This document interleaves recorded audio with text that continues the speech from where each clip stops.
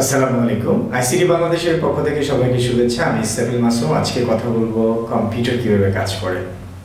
So আজকের ভিডিওতে থাকছে আমাদের কম্পিউটার যেগুলো আছে সেগুলো কিভাবে কাজ করে। কম্পিউটার আবার কিভাবে কাজ করে? আমরা তো বাইরে থেকে কম্পিউটার কিনে নিয়ে আসি, তারপরে অপারেটিং সিস্টেম সেট আপ দিই, ইন্টারনেট কানেক্ট করি, তাহলেই কম্পিউটার অটোমেটিকলি কাজ করে, এটাই আমাদের ধারণা। আসলে না। কম্পিউটার কিভাবে কাজ করে সে বিষয়টা আমাদের জানা অত্যন্ত জরুরি।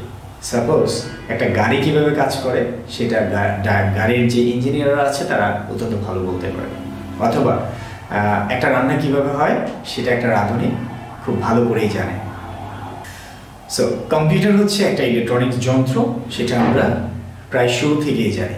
কিন্তু এই ইলেকট্রনিক যন্ত্রটার মধ্যে আসলে যখন ইলেকট্রিক্যাল যে পাওয়ারটা আসে তারপরে সেটা কীভাবে কাজ করে, তারপরে হচ্ছে এখানে কিছু মেশিনারিজ রয়েছে, যে মেশিনারিগুলো মূলত ইলেকট্রনিক্স থেকে বিভিন্ন ধরনের পাওয়ার নিয়ে থাকে, এবং পাওয়ার নেওয়ার পরে এখানে কিছু সফটওয়্যার থাকে, যে সফটওয়্যারগুলো ওই মেশিনগুলোকে টাইম টু টাইম ইনস্ট্রাকশন পাঠায়। আর একই রকম এটাকে প্রসেস করার জন্য কিছু প্রসেসিং ইউনিট রয়েছে, এবং ডেটা ট্রান্সফারের জন্য কিছু ডেটা বাস রয়েছে। এছাড়াও আরও বিস্তারিত দেখব ফ্লোচার্টের মাধ্যমে। চলো, এখানে আমরা দেখতে পাচ্ছি আমাদের এখানে যে বিষয়গুলো রয়েছে সেখানে ইনপুট আছে এবং প্রসেসিং ইউনিট আছে এবং আউটপুট আমরা পেয়ে যাই। সাপোজ ইনপুট জিনিসটা কি, আপনি অডিওকে আপনার কম্পিউটারের মাইক্রোফোনটা অন করে আপনি তাকে বললেন হ্যালো, সে রেকর্ড করলো, প্রসেস করলো, দেন আপনি সেটাকে প্লে করলে আপনাকে আউটপুট দিচ্ছে হ্যালো। সো এই হচ্ছে বেসিক একটা ফ্লোচার্ট।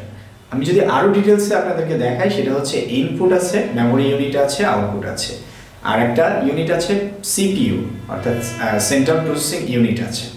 তাহলে এই যে সিপিইউটাই হচ্ছে মূলত কম্পিউটারের মেন অংশ।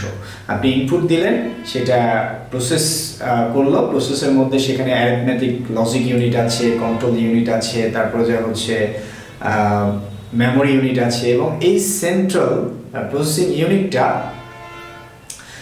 আপনার মূলত এই প্রত্যেকটা জিনিসকে কন্ট্রোল করে।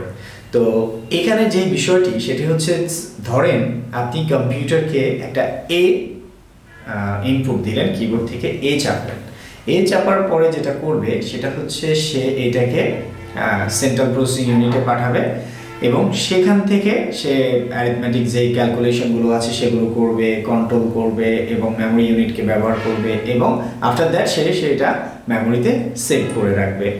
সো আপনার যদি সেটা আবার দেখার প্রয়োজন হয় এমএস ওয়ার্ডে, তখন আপনাকে সেটা আউটপুট আকারে দেখাবে। এখন ধরেন আপনি যোগ করবেন, দুটি সংখ্যা যোগ করবেন, 2 + 2 = 4 হবে। সেটা কিভাবে কাজ করবে? সেটা হচ্ছে প্রথমে আপনার ইনপুট ডিভাইস থেকে আপনি 2 + 2 দিলেন, সেটা সে কন্ট্রোল ইউনিটে নিবে, কন্ট্রোল ইউনিটে নিয়ে অ্যারিথমেটিক যে লজিক অপারেটরটি আছে, অ্যারিথমেটিক যে ইউনিটটি আছে সেটা আসলে মূলত হচ্ছে 2 + 2 = যোগ করবে, করার পরে তার যে বিষয়গুলো কন্ট্রোল করা দরকার সেগুলো কন্ট্রোল করবে, এবং সেটাকে সেভ করবে মেমোরি ইউনিটে, দেন সে এটাকে আউটপুট আকারে দেখাবে। সো এইভাবে হচ্ছে মূলত কম্পিউটারকে আপনি যাই দেন না কেন, সেটা হচ্ছে আপনি আপনার নিজস্ব একটা কন্টেন্ট আপনি কম্পিউটারে ইনপুট যে ডিভাইসগুলো আছে তার মাধ্যমে কম্পিউটারকে জানালেন, সে তার প্রসেসিং ইউনিটে নিয়ে যাবে, এবং সে দেখবে আপনি দুইটা ক্যালকুলেশন কি দিয়েছেন।